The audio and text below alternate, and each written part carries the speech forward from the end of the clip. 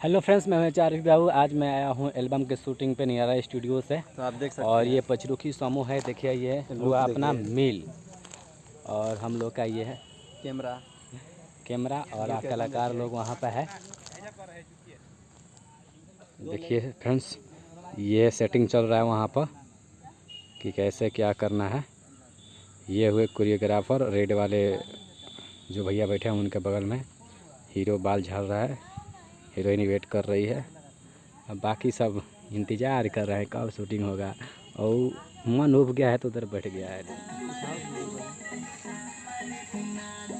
और ऐसी तरह धूप में हम लोग लगे हैं और कलाकार रीटेक पर रीटेक, रीटेक पर रीटेक, इतना रीटेक ले रहा है लोग, दिमाग ख़राब हो गया है।